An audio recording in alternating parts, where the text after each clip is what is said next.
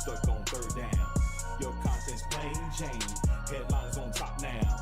We gonna move and change. Podcast off the rip, draft guide, so legit. Fantasy world, our game tight. You know we about that chubb life. Stuck in a rut, and you need some motivation. Head to the channel for this headliner nation. I'm a headliner.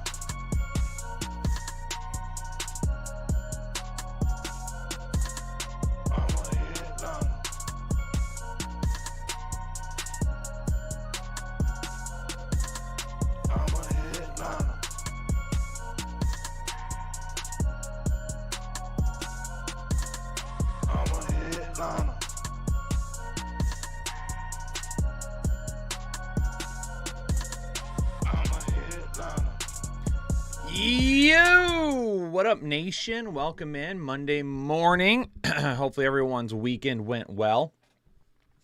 It's not as interesting as a week this week as it was last week, but definitely still some interesting things that happen that we're going to have to go over, and we're going to have to try to figure out what's going on. What may or may not have led to some different things being done. Are we going to continue to see those things? Sending waiver wire to Taylor real quick. Let me let him know.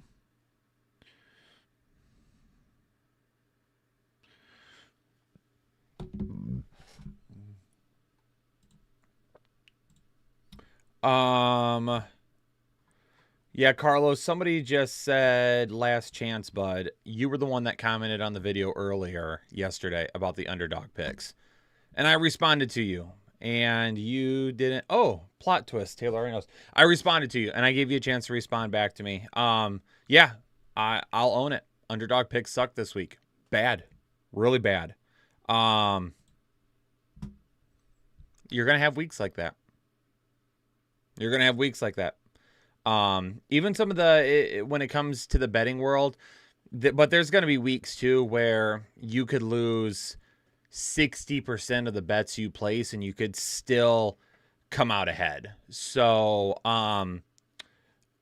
if you place them correctly, and that's one of the reasons why on the stream on Sunday, I tried to I try to give the note that I'm just placing these in order. Like, if you don't like one of the bets, don't place one of the bets. If you think one of the bets is better, place a different. Like, I just go through for the sake of time and I place the bets in order as the way I find them. But put together a winning ticket that you feel is a little bit stronger. But yeah, underdogs suck this week. Good news is that we are still well over 50. We're like 56% over the last 3 weeks in terms of our calls. So we'll just have to get back up there. Is my chair too? I had to bring my chair back up a little bit. So, yeah. Bad week. Nothing I can do about it. It's over with. We got to move on, right? We got to move on. Yep, Kendrick Bourne ACL tear confirmed. Demario Douglas will be in the waiver wire video today.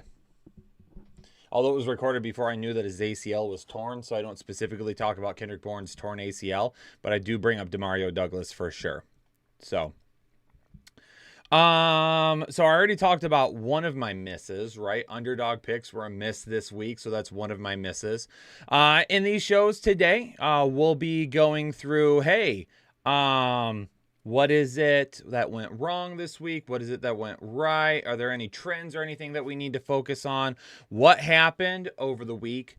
And then we'll talk about like some hits and misses and stuff like that. So we got a lot to talk about. Today. So, yeah, let's get going. Let's go through. Let me pop the chat out here real quick so I can see it easier. I always forget to do this. Nice guy, Freddie. Good call on Chuba Hubbard. So nice guy. I don't see the emoji next to your name, so I don't know if you've been a member before, and you're not anymore. But we did see like a couple of weeks. Was it 3 weeks ago now? I did a video 2 or 3 weeks ago now. I did a video on my dynamic running back rating, and I showed why Chuba Hubbard was a buy over Miles Sanders. And I was like, we got to go Chuba, man. We got to try and get Chuba if we can. So if you've been a member a couple of weeks ago, you already knew that this was coming before it happened. So Gus Edwards, big day for him as well. Appreciate it. Thank you. Jeremiah, I don't know about Hawk. We're going to have to see how things go forward with him, to be honest with you.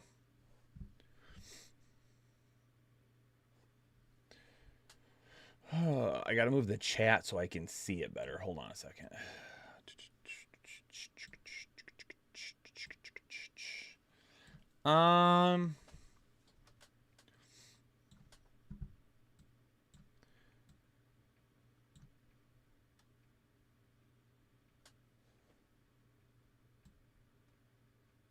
Yeah, Chuba had a bad day yesterday, but are we really going to get upset about starting running backs right now, given the landscape? That was one bad week. It could get better. He's been way better this season.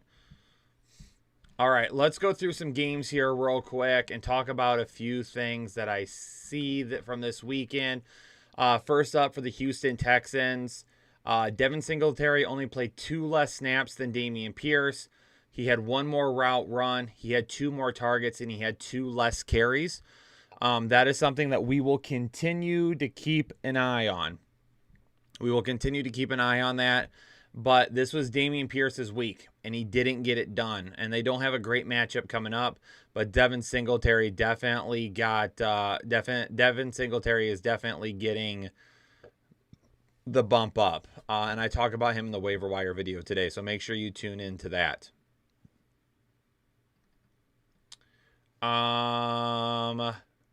For the Carolina backfield, just talked about that a second ago, but Chuba Hubbard saw 45 snaps compared to 12 for Miles Sanders and compared to 10 from Raheem Blackshear. Just a heads up, ladies and gentlemen, we're not doing start and sit questions or anything like this. This is a completely reactionary video as of right now. Chuba Hubbard saw 21 routes run out of the backfield yesterday. He also saw 15 carries compared to 2 from Miles Sanders and 3 for Raheem Blackshear. So we are 100% looking at Chuba Hubbard's backfield right now. Absolutely his. Absolutely his.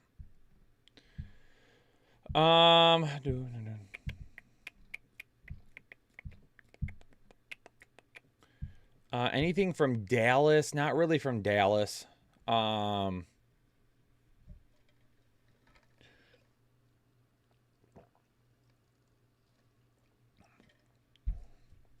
If you're asking about Tony Pollard, I gave a really good breakdown on him a couple of weeks ago in that members only video.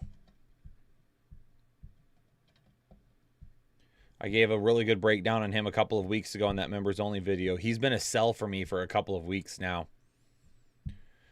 Manuel, how do I think Will Levis looked yesterday? Will Levis looked exceptional yesterday. Atlanta also caused absolutely no pressure on Will Levis yesterday. Will Levis gets the Pittsburgh Steelers on Thursday Night Football. If Will Levis can go out and have another good week, then we got something. If Will Levis gets absolutely destroyed, then Will Levis is who we thought he was. He is still a quarterback that has a lot of room to grow. A lot.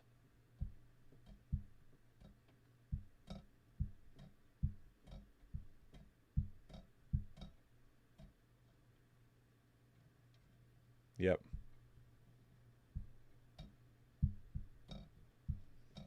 We're going to see what happens with Will Levis. Anthony Rosales, I give streaming options in the waiver wire video that comes out after this. Are we worried for K9? No, why would we be worried?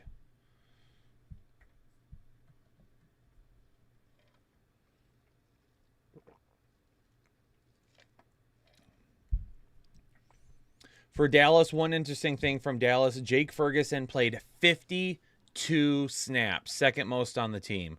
He ran 34 routes, second most on the team. He only saw 4 targets. Man. Oh, man. We need to get him around 7 targets per game. Should we give Pierce one more week? He had a touchdown called back, but how many goal line carries did he get? And this is coming from someone that had Dameon Pierce as a must-have before the season, which I did, and he hasn't done anything. How many goal line chances did he get this week that he didn't convert? His numbers were bad again against one of the worst run defenses in all of football. I'm not saying drop Dameon Pierce right now, but I'm saying if you have Dameon Pierce, you need to add Singletary. You need to have both of them just in case. The Los Angeles Rams are going to be really interesting to see what happens with Matthew Stafford. As of me going live, I have not heard anything.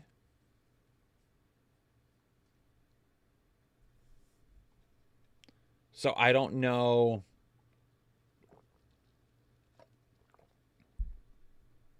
I don't know if he's going to be a guy that I don't know if he's going to be a guy that bounces back right away, if he's going to need a couple of weeks. Puka and Kupp are going to definitely be the ones that are going to see an issue with that.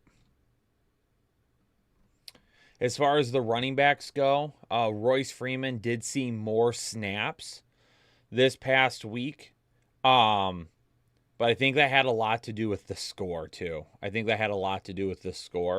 Henderson did only see 4 less, but Henderson still is he's the number one. He saw 4 less snaps. He only ran 2 less routes than Freeman, but he had 3 more targets and he had 3 more carries. So Henderson is still the guy.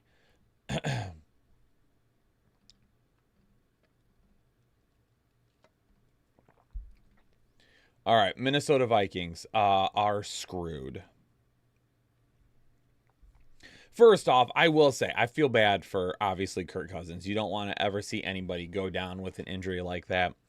From a fantasy perspective, I've always said that I think Kirk Cousins is extremely underrated. As a player, I'm not a huge fan of Kirk Cousins. It is what it is. I don't know why. I know a lot of people are. I don't have anything against the guy personally. I'm just not a big fan of his. It is what it is. Still feel bad that the dude went down with that injury. That sucks. I mean, you all can say you'll be fine, and that's great. But you have no idea what you have at quarterback right now. You're missing your number 1 wide receiver still, and your run game has been freaking terrible all season long.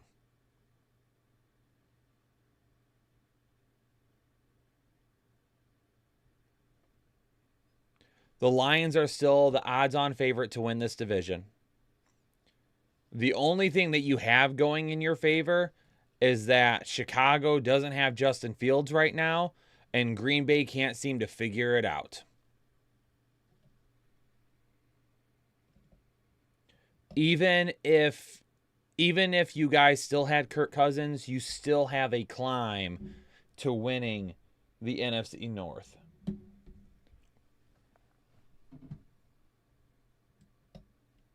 So it sucks.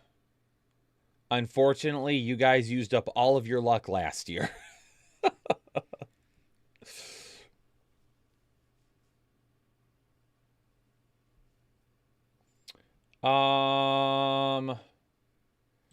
As far as like the Vikings like go in terms of like what are we going to see?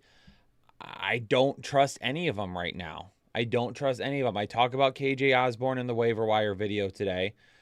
Obviously, Jordan Addison has looked good.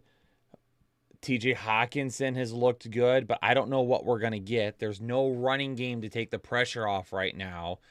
There's just, it's a mess. And I don't think, like Jordan Addison, I doubt I can start Jordan Addison next week. I'm going to start TJ Hawkinson for the simple fact of there's no other tight ends that you can really be like, oh yeah, let's go with the tight ends. We're going to be absolutely fine. Plus we have 4 teams on a bye next week that are really good. We're going to be missing a lot of fantasy relevant players next week.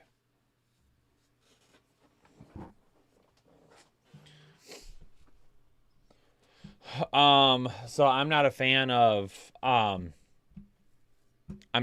any of them right now until we figure out. Now, exactly, David, if they sign a veteran quarterback, that all changes.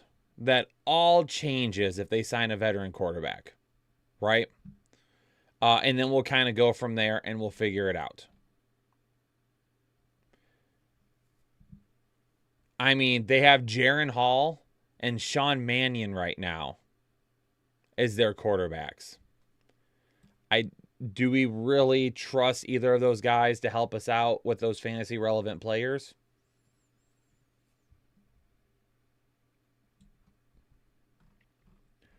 As far as Green Bay goes, the problem with Green Bay is that they had Aaron Rodgers and Devontae Adams covering up bland play calling for so long that they just don't know. They don't have that firepower now. They don't have the quarterback and the wide receiver weapon to say, oh, we're down by 2 touchdowns. Let's just go throw the ball on them. They don't have that anymore. They don't have consistency at the wide receiver position. They look at basically the same game plan that they've utilized the entire time while they've been in Green Bay. They don't draft high-profile wide receivers.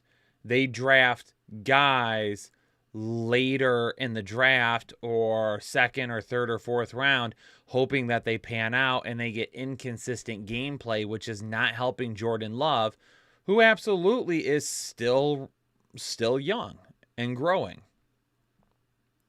But Christian Watson is constantly banged up. Christian Watson is still a very raw wide receiver.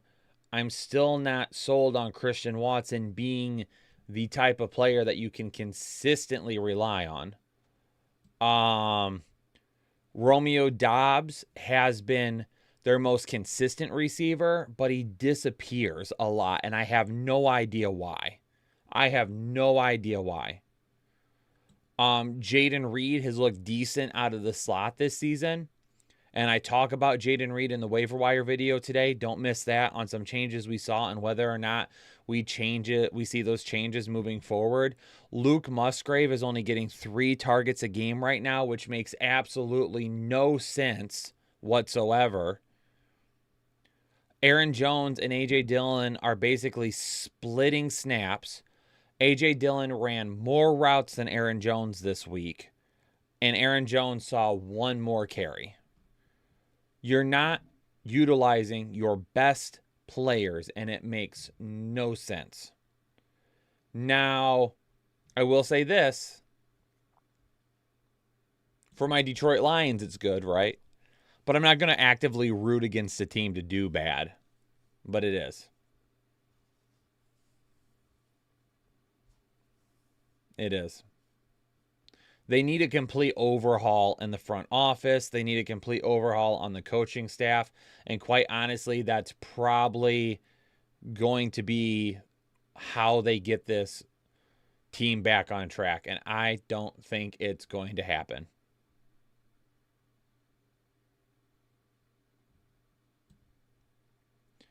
The NFC North would be the worst division in football if it weren't for the Detroit Lions being one of the better teams in football. Which is crazy to say. It is 2023 and I just said that sentence, right? You know what's super funny? I saw something earlier that back in 1991, the Detroit Lions had their best start in a decade. They were 5-1, and in week 7, they lost by 34 points and went on to go to the NFC Championship game.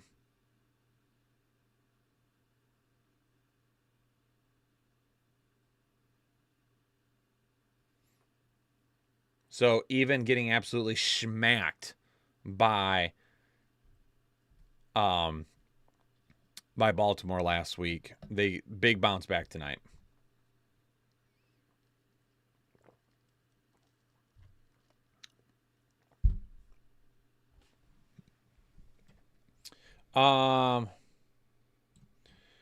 Let's keep moving along here. Not a ton of talk for Taysom Hill for New Orleans.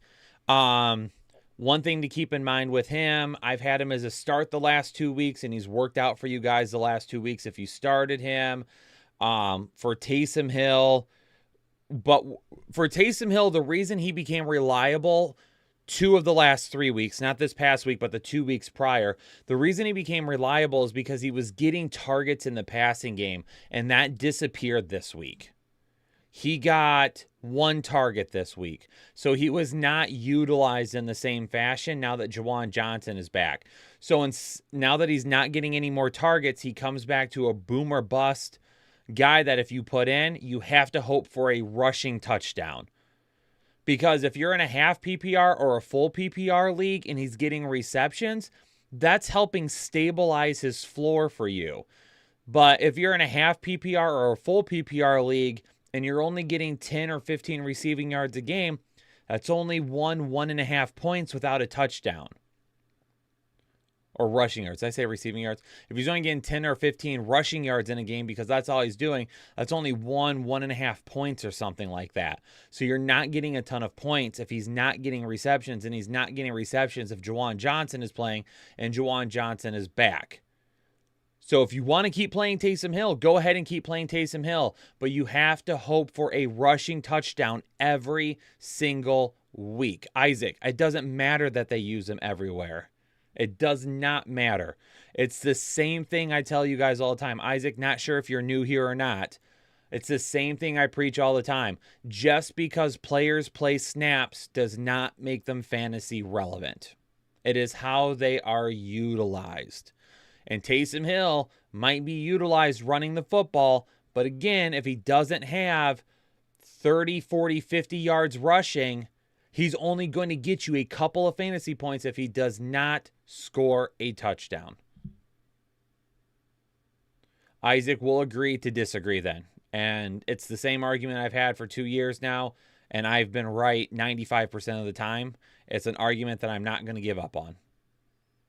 I gave him the benefit of the doubt 2 of the last 3 weeks because he was getting targets. Because he gets targets, and now we're at a point where we take a look at it, and he's right back to being where it is. So the rest of the season, he goes right back to being a guy that's going to win you some weeks, like he did this past week, but you're going to put him in at tight end, and he's going to get you 0, 1, 2, 3 points, and you're screwed.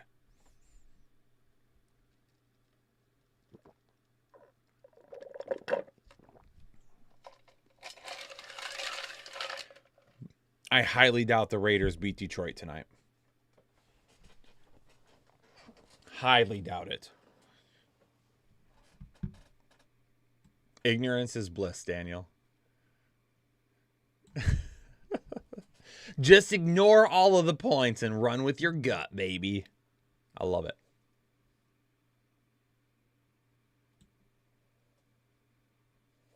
Yeah, it's gone.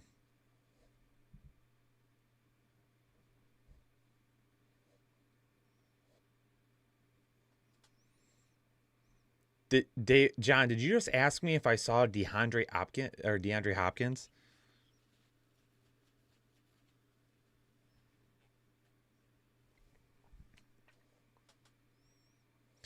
But even even though Detroit's missing some offensive linemen tonight, which could cause some issues in their their ceiling comes down, they have a lot of really good depth at the offensive line.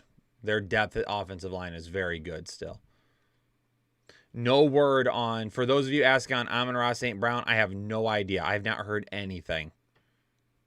I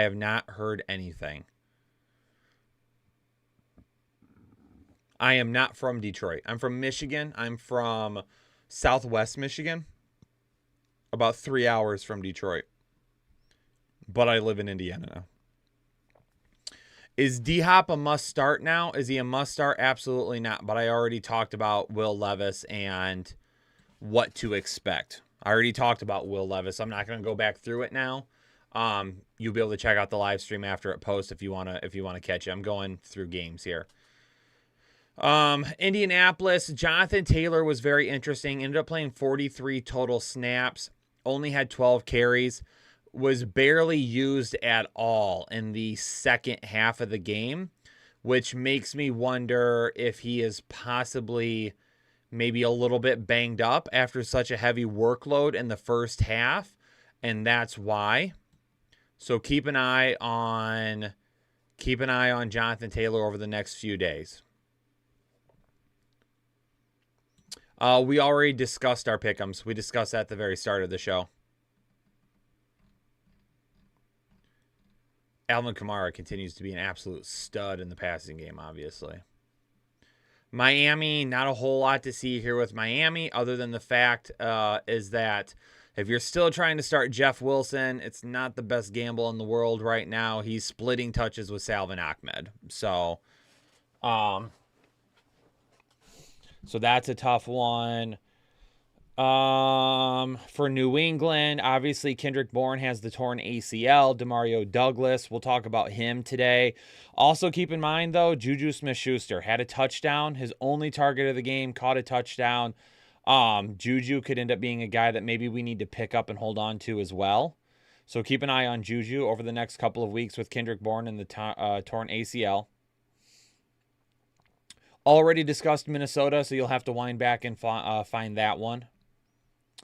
For the New York Jets, I mean, it is what it is. Between the Jets and the Giants, it's just a whole lot of WTF.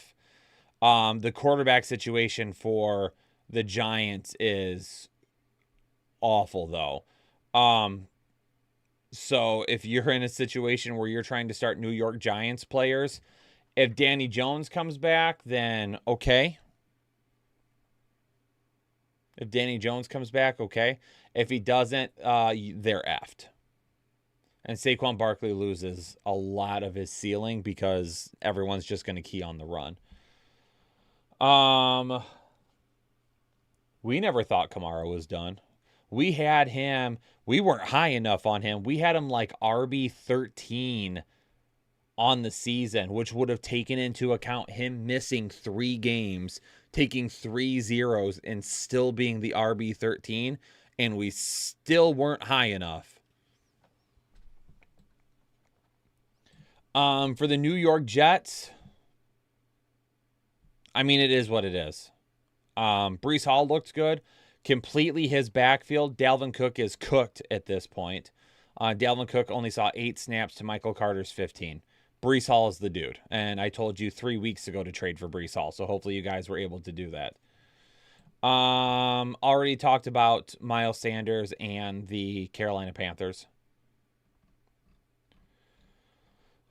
Jacksonville is going to be on the bye next week. Calvin Ridley had a good game this week. And I called that, right? I was like, I could see Calvin Ridley having a good game.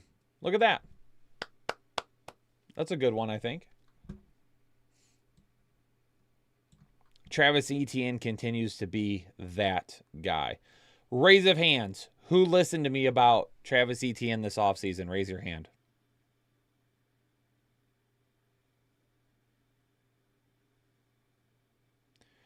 Is Deontay Johnson a start now? He was a start for us this week. Why would he be a start now if he was already a start?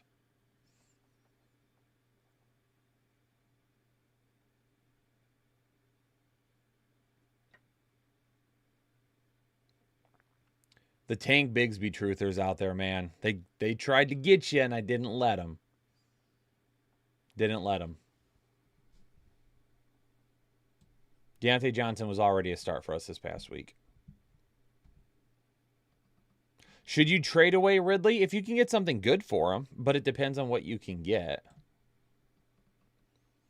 For Pittsburgh, we just talked about him. Deontay Johnson, 14 targets. He was already a start for us this week. We knew that. George Pickens kind of goes back to being less of a volume guy and more of a boomer bust guy, but we know with his big play potential. I mean, he had the touchdown yesterday, which was good. He had a big play that was called back because his toe was like a millimeter on the white line, which it was the correct call. I'm not saying it wasn't. But he just barely missed a big play there. Already talked about Taysom Hill. You'll have to rewind to find that. Tennessee, already talked about Will Levis. I'll just mention it again.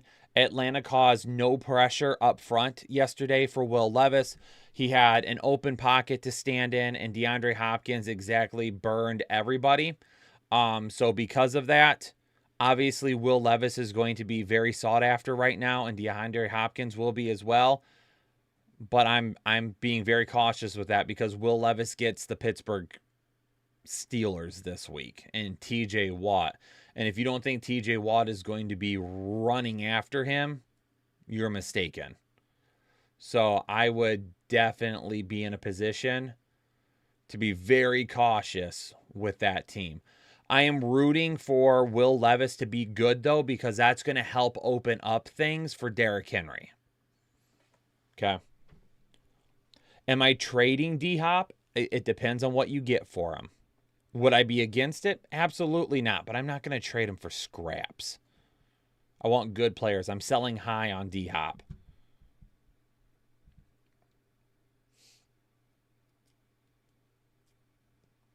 I talk about Demario Douglas in the waiver wire video today, Kevin. Atlanta, I mean, people were super upset with Bijan to start the day, and then Bijan ends up having a really, really good day. 50 snaps compared to 15 from Tyler Algier and 12 from Cordero Patterson. Ran 31 routes, which was second most on the team. Had 4 targets, had 11 carries. So Bijan got back to definitely helping you out.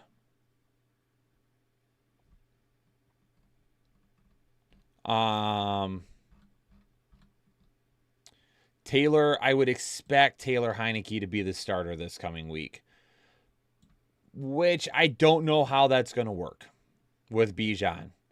I'm hoping it's good. But I really don't know where Taylor Heineke is going to go to. Taylor Heineke is going to go to. So yeah, it's definitely going to be interesting to see. Hopefully Drake London is the main target. The ball could be spread around a little bit more. Van Jefferson saw 5 targets. London saw 7. Hodge saw 3. Miller saw 2. Mac Hollins saw 3. Jonnu Smith saw only 1. Kyle Pitts saw 4. For the questions people are asking about Jonnu Smith, he played 48 snaps, tied for most on the team with Van Jefferson. He had 28 routes run, second most on the team. So he's still being utilized. He just didn't see any targets. Do we start him this week? Maybe not. Are we getting rid of him? Absolutely not. Because if Taylor Heineke goes to Jonnu Smith, who is on the field and running routes, we got to be careful with that. Okay? So are we going to start him this week until we see that turns into actual production? No. But we got to hold on to him just in case.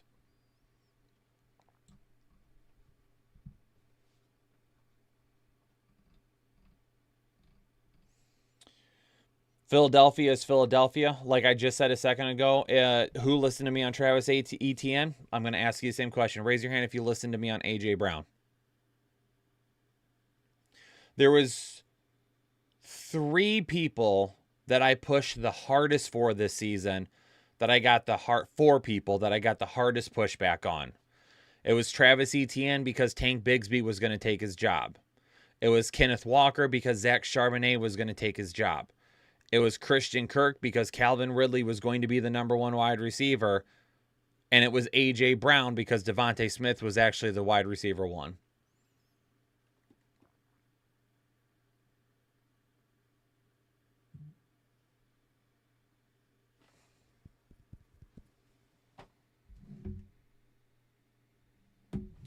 You know what I kind of want to talk about? You know what would be fun to talk about? Is not really this week's hit and misses, but kind of like a mid-season hit and misses. Like, what have I gotten right? What have I gotten wrong so far? Like, that we talked about at the beginning of the season.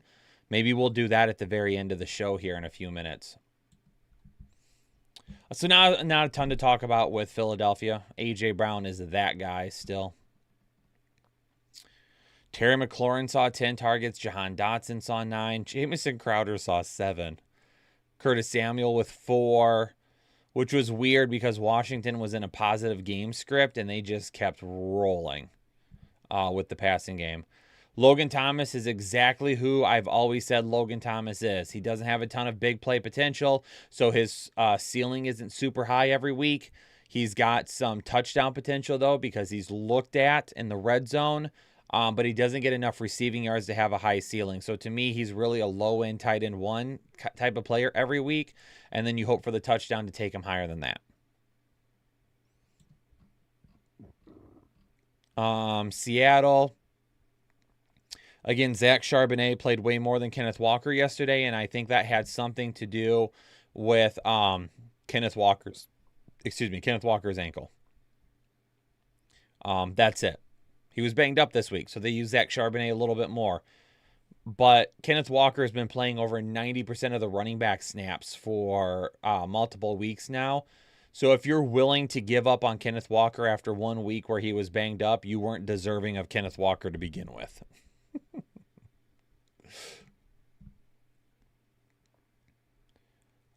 I am not answering start and sit questions for week 9.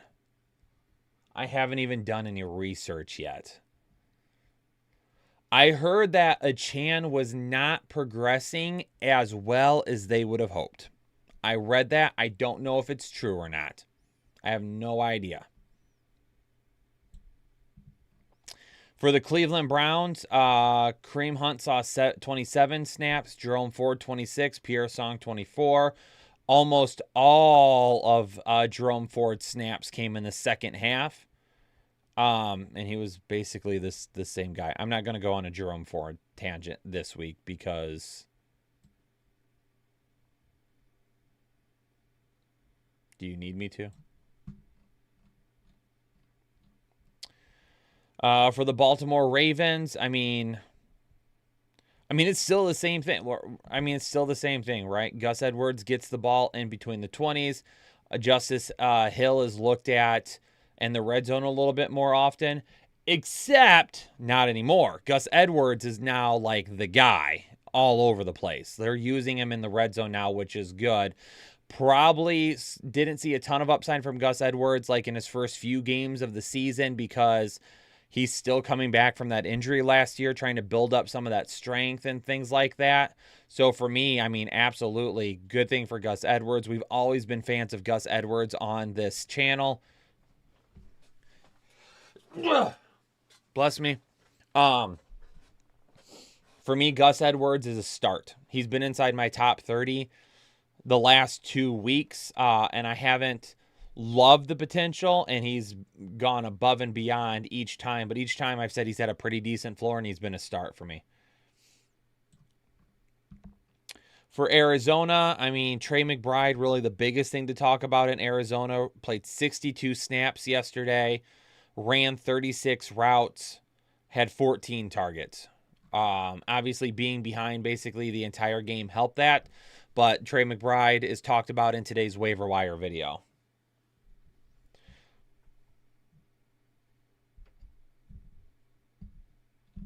Am I stashing Kyler? Only in multiple quarterback leagues. So Superflex or 2 quarterback leagues. Is Gus a sell high candidate? Only if you're getting decent return for him. Don't trade him just to trade him. That's a huge mistake people make every year. Oh, I'm going to I'm going to sell high on this player. I don't think people know what sell high means. I'm going to sell high on this player, but I traded him for 2 bench guys that I probably will never play. If you're selling high on a player, you're getting someone in return that you can put in every week. Denver, I mean, obviously the thing that we're keeping an eye on with them right now is Cortland Sutton and Jerry Jeudy. Cortland Sutton or Jerry Jeudy. For Kansas City, it was just a bad week. I know people are probably going to try and do a gotcha with my Isaiah Pacheco prediction from this week, but who saw Kansas City being down multiple scores to the Denver Broncos? Nobody. Nobody saw it. If you say that you saw it, you are a liar. Nobody saw it. And that's why Pacheco did not have a good week. Because Kansas City went down and they had to throw the football. They had no positive game script whatsoever. Pacheco only got 7 carries.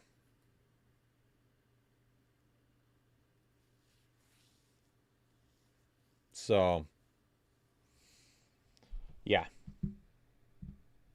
Yep, very tough. Very tough. Because Pacheco was in a smash situation. And just didn't work out that way. Which happens a lot. That happens a lot. Cincinnati played well. Joe Mixon had his best game of the season against a really good run defense. Who would have called that?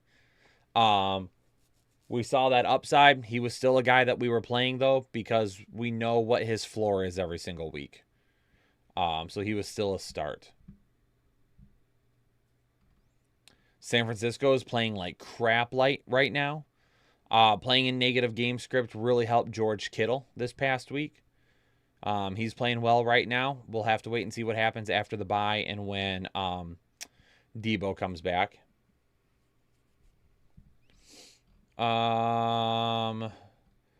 Los Angeles, Austin Eckler played good. Palmer's a little bit beat up right now. Everett's beat up right now, so we'll keep an eye on those. Chicago Bears, I mean, there's not much to say when your starter is Tyson Bagent. I know last week was a really good, like, Cinderella story for him, but I'm sorry, he's not the guy. I mean, I've addressed Ramondre Stevenson a ton in the previous weeks. You should know my stance on him by now, right? Obviously a miss for me at the beginning of the season. I thought he was going to have a much better year, but he's just not being utilized correctly. He's just not being utilized correctly. And it is what it is. If you own him, you got to keep him. You can't drop him right now. And you're definitely not trading him for anything decent. So if you own him, you're just kind of stuck with him for right now.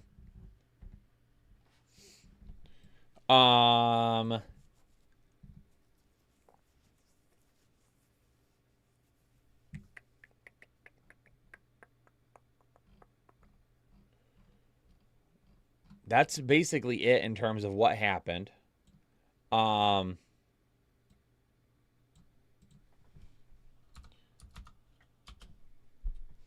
Let's do a little a little year in review real quick. And I just want to go through like a mid-year review. Mid-year review real fast. I've covered basically all the games from this past week. So if you're still asking on specific players, when this live stream posts, you can go back and you can look through, like I went through like all of the games and I talked about certain players. So I've gone through everything at this point. So now to kind of finish up the show and wrap up the show, I'm going to go ahead and go through like a mid-season kind of review on hit and misses and where I definitely was right for the most part. Players I've been wrong on so far and kind of the outlook on them moving forward. So let's go ahead and do that real quick. Let me go into the draft guide and let me start with the draft guide real quick.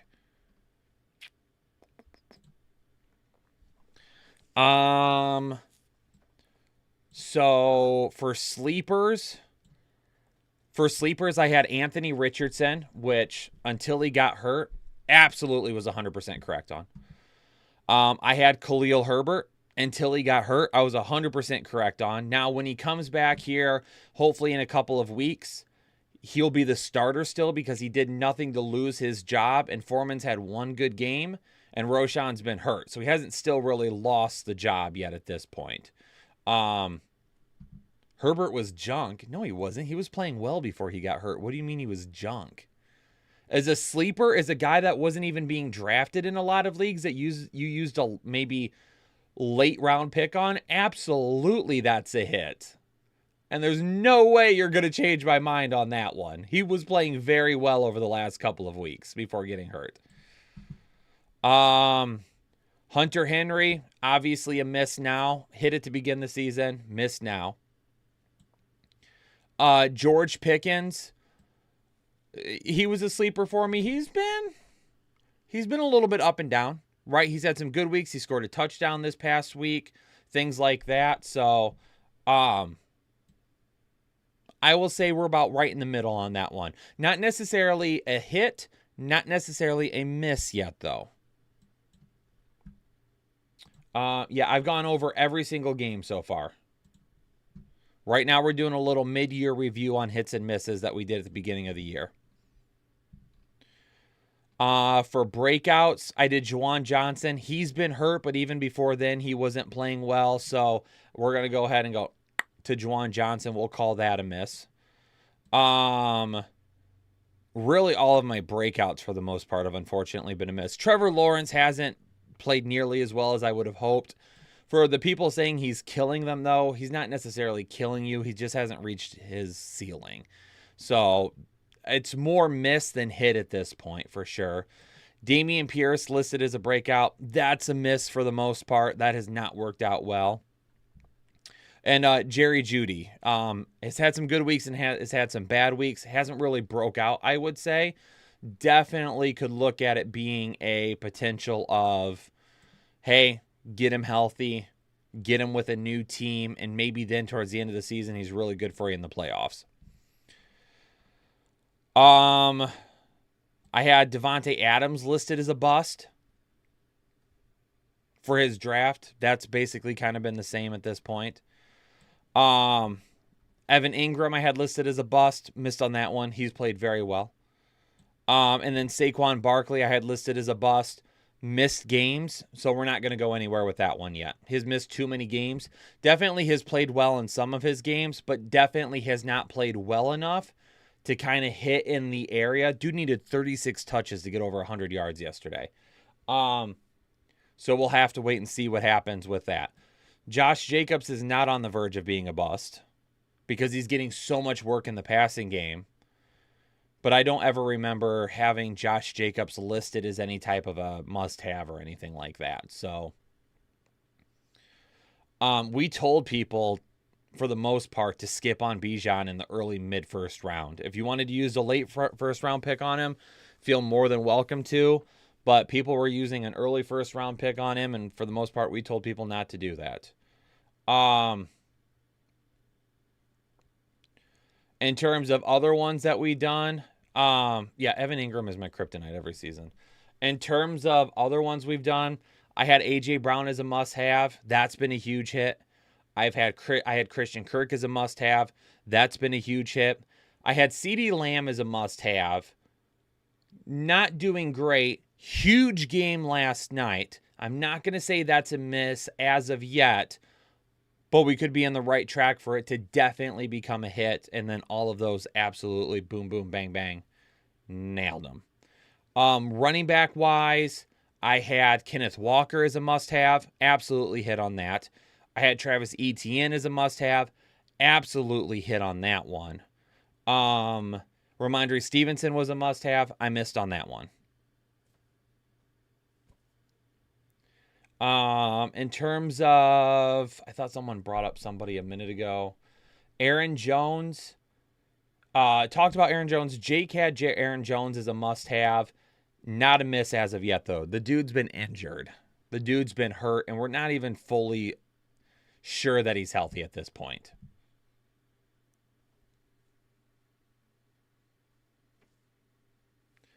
Did we have him ranked 5 or 6 for PPR?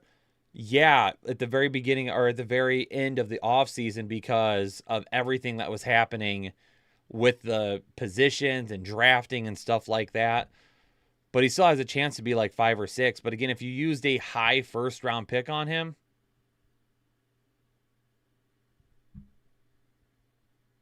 Herbert was not trash. So I'm not talking about Jake's hit or misses right now either. So I'll let Jake speak to that. Dude defending Herbert is a joke.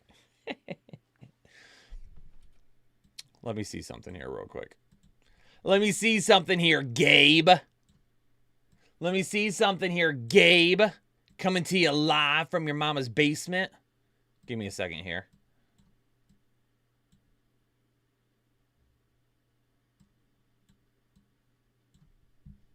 Definitely like DJ Moore. Definitely liked Michael Pittman for sure.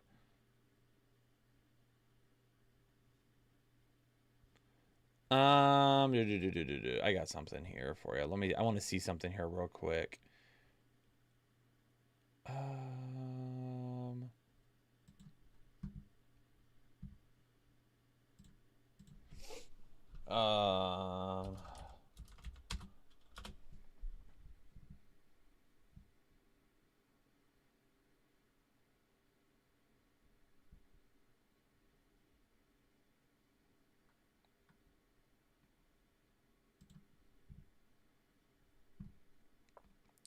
So Khalil Herbert played. I can't.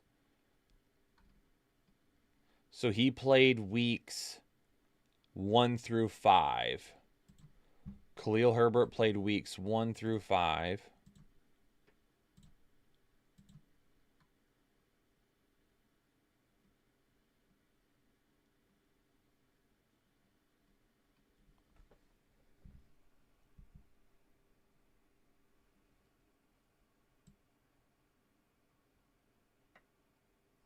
Weeks 1 through 5, Khalil Herbert was the RB22.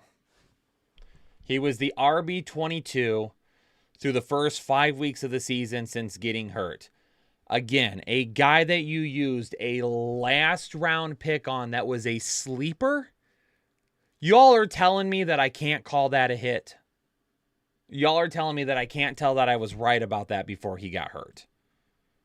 And then over his last 2 weeks before he got hurt, weeks 4 and 5, he was RB14. Can we really argue that? Oh, yeah, I had Mostert as a sleeper as well. I forgot about that one. You are right. I had Mostert as a sleeper as well. James Cook was a sleeper. Hasn't lived up to, the ceiling that we thought he might have had.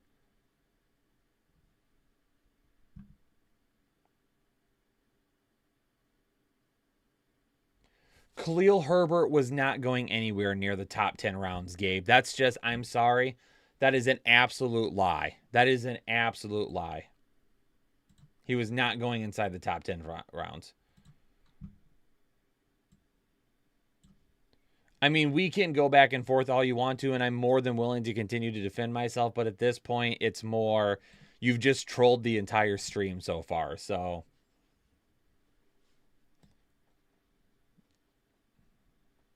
it is what it is.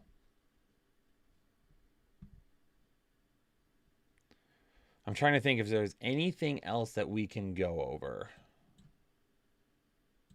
Absolutely was your intention, but that's okay. That's okay. Don't say face now. What about Gabe Davis? I told people not to be done with Gabe Davis.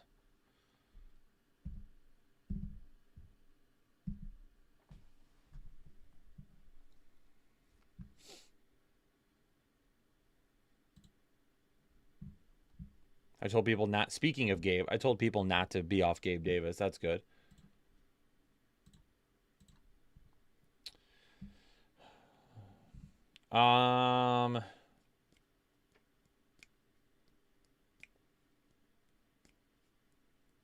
I miss Chubb too. I really miss Chubb. Pumpkin status?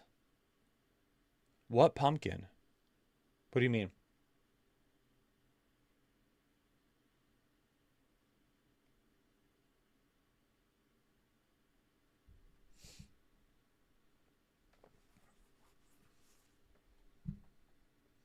All right, let me see if I can find Khalil Herbert's.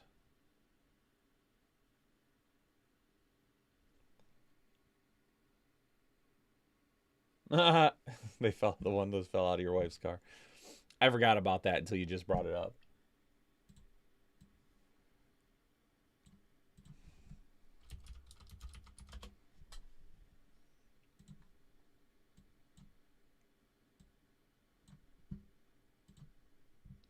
Why am I logged out? There we go.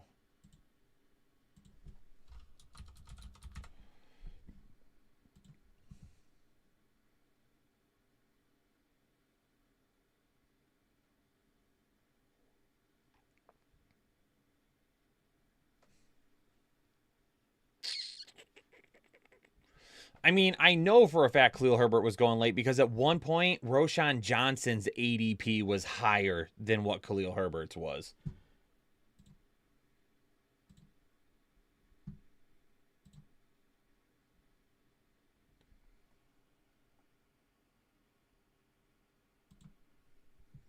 Here.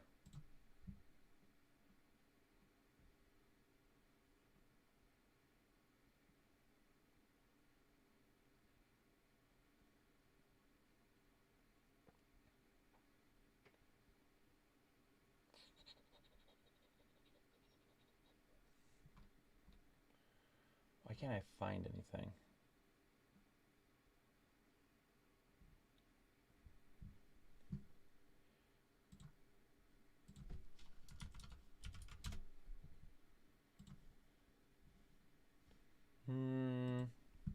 I'll have to look later. I'll find it later. I'll find it later. Okay. Yeah, see, I'm saying, so, yeah, round 10, went round 9, round 7 in another one. Around 90 would have put him towards that mark anyway, depending on what league size you were in.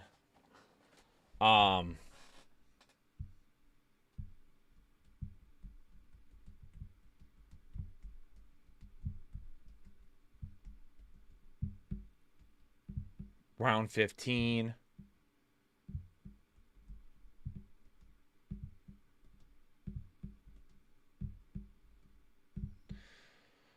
I think that's about it, though. We covered everything from week 8. Went through midseason hits and misses. Yeah. Other than that, I think we're good to go. I'm going to have to get out of here. I got to go get the waiver wire video live for you all. That should be coming out in the next 10, 15 minutes or so. And then after that, then we will be getting into running backs for tomorrow. We'll be getting into running backs for tomorrow's video, and we'll be going through there.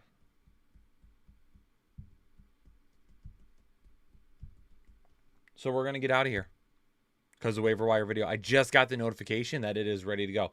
All right, I'm going to get out of here. Peace out, everybody.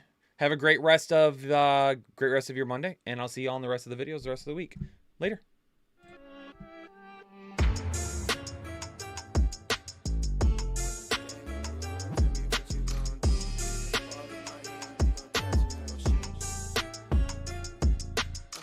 When the game on the line, you can't fold and you can't bend.